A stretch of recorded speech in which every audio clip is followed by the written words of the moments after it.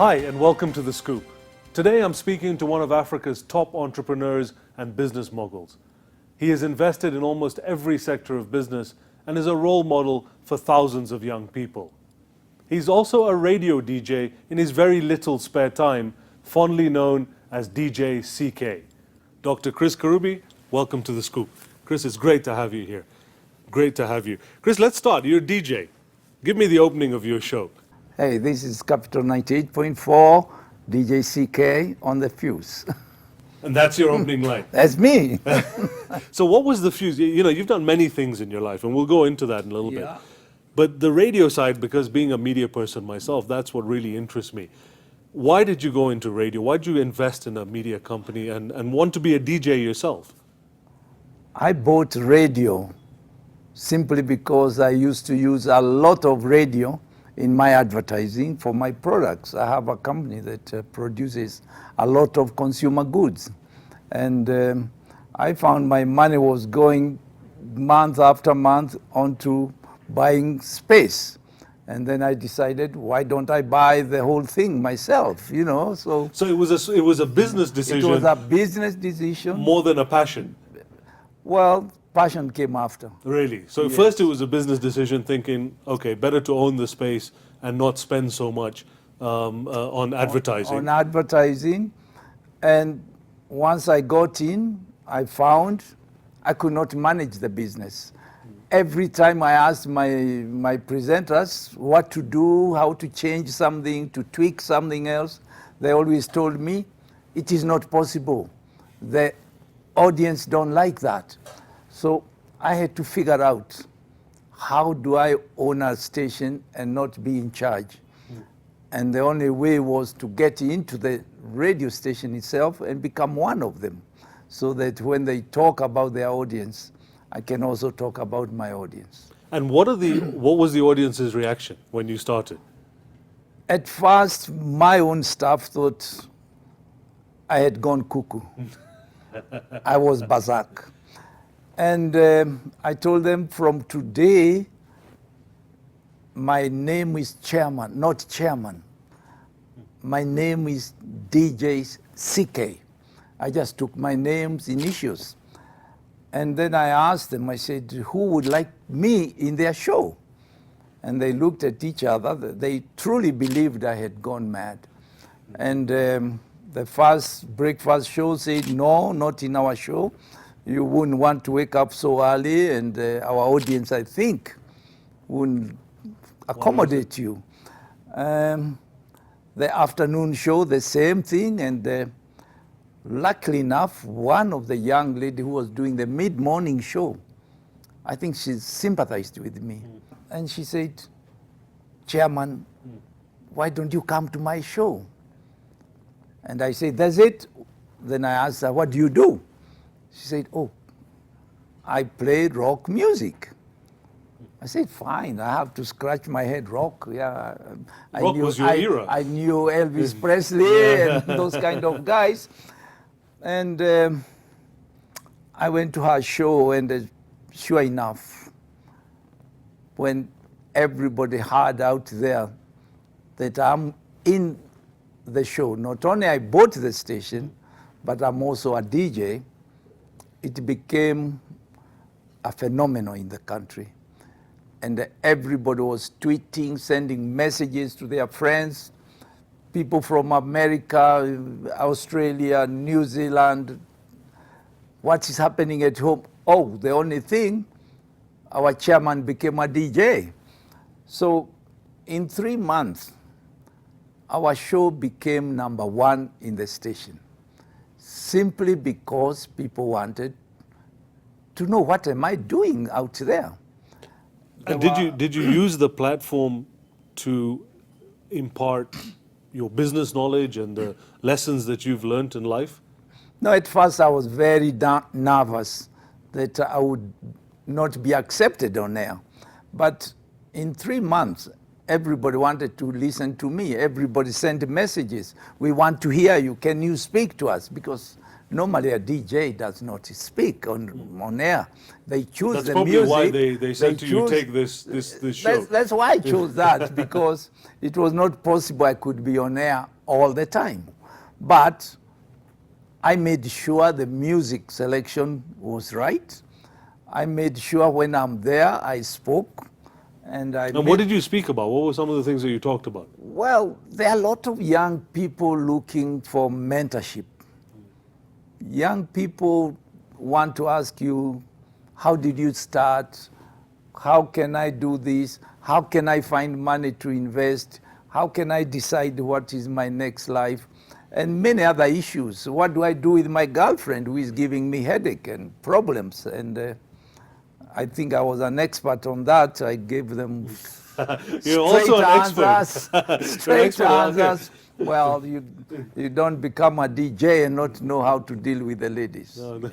Good on you. Yeah. So let's go back a few years. Chris, when you were growing up, there wasn't Capital, there wasn't a DJ CK that you could call into to ask advice from.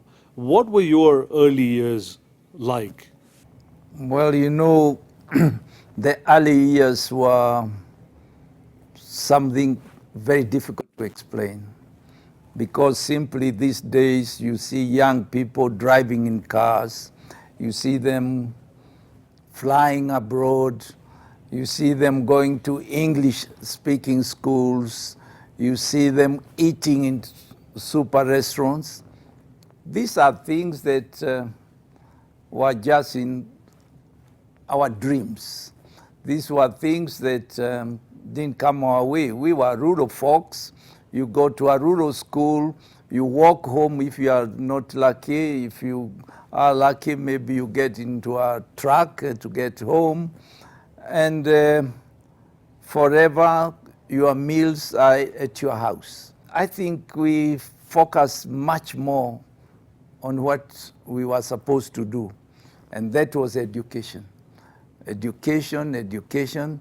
Listen to your parents. Go and work with your parents in the shamba.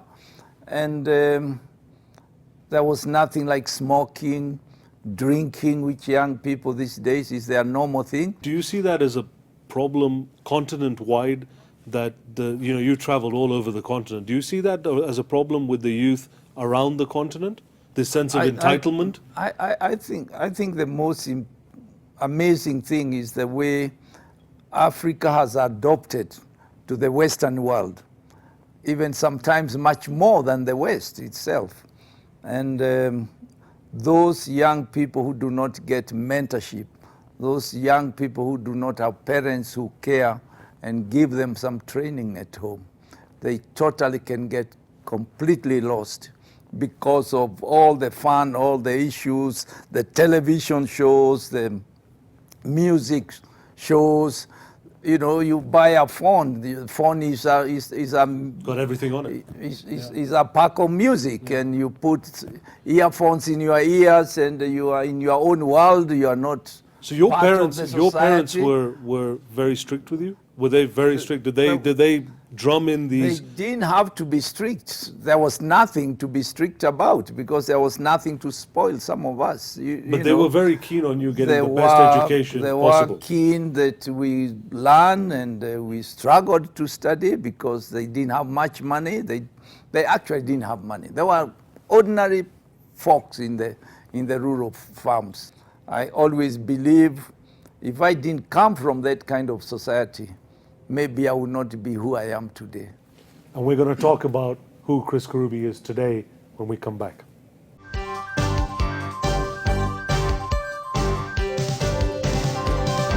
Welcome back. I'm still here with Chris Kirubi, and we're talking about breaks, what happens after education. Chris, what was your big break?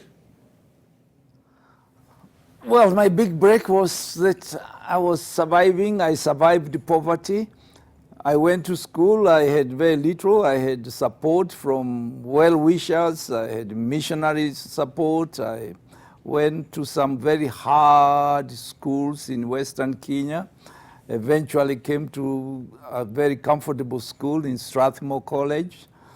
And life started changing when I started working a bit, and I decided I'm going to work and at the same time continue my studies. I've been studying up to, even now, today, I am in search of knowledge. I went up to Harvard Business School, and And you did that when you were quite, you were mature, yes. Work and study. I intermingled both. I work, And how was it going back to save money, and then go back to school. But you did Harvard when you were, when you were already very successful and you're already a big businessman. How was it going back to a university and that setting of having people that were they much younger than you? No, because our class required people to have certain experience, certain responsibilities for you to be accepted to the school. But I can tell you the fun of it is when I went to my dorm and I got my little bed, the room was so small that there was no space to put my suitcase and for me to sleep. And therefore, during the day, you put the suitcase on top of the bed, and at night you put it down where you sit and study to sleep. So the first night I slept, and I forgot. I was not at home in my big double bed. What did I find myself? I found myself on the floor. I fell off the bed, and I've never forgotten this because it was such a shock when I woke up. But these are things that you missed out when you were younger. So it's nice to have that experience. You miss them, but they come back to you, and it's nice if you can be convertible. And my life, I switch life. I can be with the mayor of wherever. I can be with the president of whichever country, and I can be with the youngest crowd, people who have never found a job. I can be with the school kids, and I treat them like individuals, grown-ups. They ask fantastic questions, and I make new friends. I have a huge following on Facebook. Social media has Twitter. been a big discovery for you. I mean, you've got hundreds of thousands of people that follow you on Twitter and Facebook. Is that something that you see as a way of getting a new audience? I mean, speaking as a businessman, because, as you said to me earlier, you bought Capital FM initially as a business. Do you see social media as a way of getting new customers? Or is this just a way to interact with a new audience? When I enlisted and started Facebook, eventually Twitter, I used to talk to my colleagues and say, I'm on Twitter, are you following me? I'm on Facebook, and this and the other. And guys used to laugh at me. They used to say, what are you doing? What are you doing in Twitter? What are you doing in Facebook? Now, today, thank God, every single person, including the president, everybody is watching it. They are in Twitter, they're in Facebook, they're in LinkedIn, they are in every one of those social media. No, I find it fascinating. Transformation has been huge. I was on a platform the other day, and I spoke to children all over Africa. I was on a CNN platform. And the first day, we had over 850,000 young people asking me questions. The next day, that same debate continued, talking about what I discussed with them. On social media? Yes, and there was another 650,000 kids. Now, I don't know any radio that will give me this kind of attention and platform. So social media is going to change the world. And I think nobody, from the big ones to the small one, should ignore the new media. Social media and this new environment, has it made it easier for young Africans, for young people in general, to find more opportunities? It seems that even though there is so much more connectivity, there are lesser jobs, there are less opportunities for young people, there is more bad feeling amongst the youth. Is that something that you see as a problem going forward? I personally think you are wrong. That technology has created very many jobs for the young people. There are a lot of young people working from home, doing things and connecting with the world and being contracted to do certain things. It would have been disaster if this medium did not exist. So I think the whole issue is we have more new young people being born. African nation is very young generation. We all got independence. When we got independence here, we were what, 7 million people. We are now 40 million people. So it's obvious that the economy has not grown that fast to cater for everybody. But our young people are getting educated. Our young people are connecting with the rest of the world. They know what is going on. But many say that this is one of the downsides. When you educate people and then you don't give them opportunities and jobs, you are creating a very good environment for a revolution. And that's not just in Kenya, but around the whole continent. This dissatisfaction of the Arab Spring being one of those examples. We have seen revolution in the Middle East, Cairo being a very typical example. What you have to do as a leader is to manage educated society. You have to understand that society is now educated. They understand what happens in various other countries, and you must change your style of leadership to meet their aspirations. I think on jobs, we need to encourage young people to become job creators, not for anybody to give them jobs. What we need is opportunities for them to become employers, for them to expand their experience, for them to utilize their knowledge, and for them to become employers, actually. We need not to see farming as the only source of job creation. And if you go to farming, there will be less and less people working on the farms because we need to mechanize our farming so that we can be more productive and more efficient in producing better commodities. We'll be right back talking about the future in Africa with Chris Kirubi.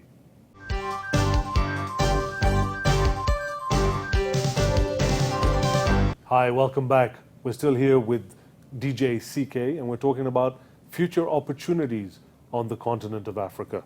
Chris, you've got a lot of businesses. Which of those businesses really, really excites you? I mean, you do a lot of things for investment purposes, but what really, really turns you on? Wow, turns me on. Business-wise. Business-wise, just making sure. To be honest, all my businesses, I'm very attached to them. There must be one sector that really, is it the DJ? I tell you the one, the one that really is holding my mind today and my imagination is a small company I started some times back, which uses biometric technology to identify individuals. So like DNA testing? No. By use of your finger, I identify people who have a medical policy, and I connect the hospitals, the insurance companies, and the client themselves. And that business, I find is so useful, and it's not the cheapest thing you can do. But because so many people don't have medical schemes, they use a photo card given to one member as a family or as friends, as relatives, to go to access medical benefits. And it becomes very expensive for the employer. So what I figured out is that they needed something to help them manage that. And luckily enough, this is going strong. I'm in Kenya, Uganda, Tanzania, Rwanda, Southern Sudan, Zambia, and I'm on my way to Nigeria and South Africa. Fantastic. This business is very exciting. What other opportunities, as a talking to a young audience, Yes. what other sectors would you recommend that they go into? What do you see are the growth opportunities over the next 20 years on the continent? I think the growth is going to come from technology. People figuring out how to make things happen in a much easier way, in a much more orderly way. And a lot of young people are studying, doing some creativity, developing apps, developing systems. And I believe Kenya is one of the leading countries in developing and utilizing the technology to create very strong businesses. So you have no plans for moving out of Kenya at any time in your near future. You are a Kenyan, born and bred and Kenyan at heart. No plans to move anywhere else? I would like to apologize to the very religious people if I say Kenya is like heaven on earth. This country is so good. And I can tell you one thing. If we can only export our politicians, if there is a country that would like and has a deficit of politicians, Please we just ours. give them one shipload of our politicians. This country could be the greatest country on earth. And I believe Kenya is a great country. It's only politicians who highlight religion, who highlight tribalism, who highlight marginalization for their own benefit, for some people to follow them. And We that's a problem continent-wide though as well, Chris, as you know. That's a problem continent-wide. What can we do to, I mean, you're doing a lot of mentorship. You talked about the youth and the Yes. mentorship. One of the most important things we need to do is nurture good leaders for the future. You and I are not going to be around forever.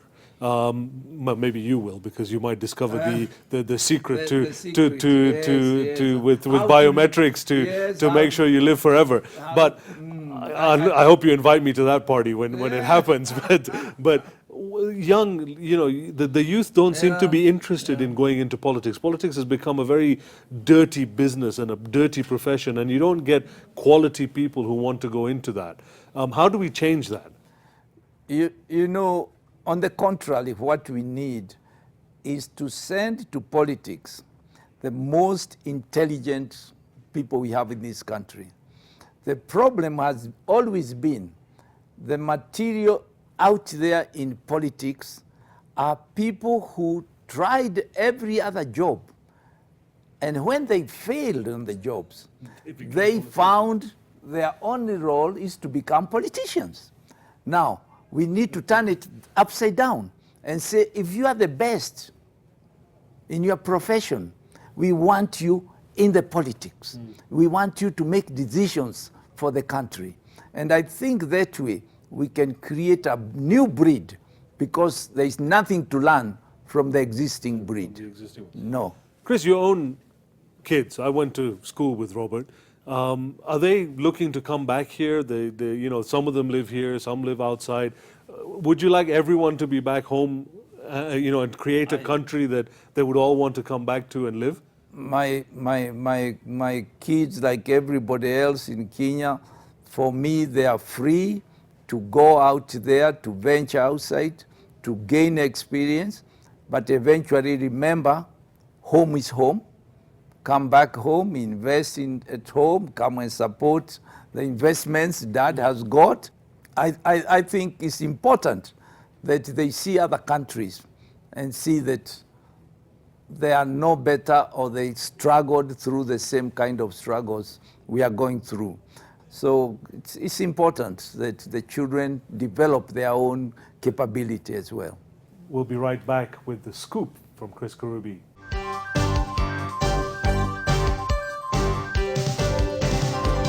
Hi, welcome back. We're about to get the scoop from Chris Kirubi. Chris, the show is called The Scoop. You know, I need something from you. Make me happy. Something about Chris Kirubi that very, very few people know about. I would like to do something to make sure that every young person is able to achieve their dreams. if I can get them to do that, that will be my biggest achievement in life. But for today, my biggest scoop is to go and have dinner with a beautiful lady behind the cameras here. And that's The Scoop with Chris Kirubi. Join me again next week when I'll be talking to yet another great African personality. From me and the entire team of The Scoop here in Nairobi, Kenya, thanks for watching. Chris, asante sana. Thank you again. Thank you.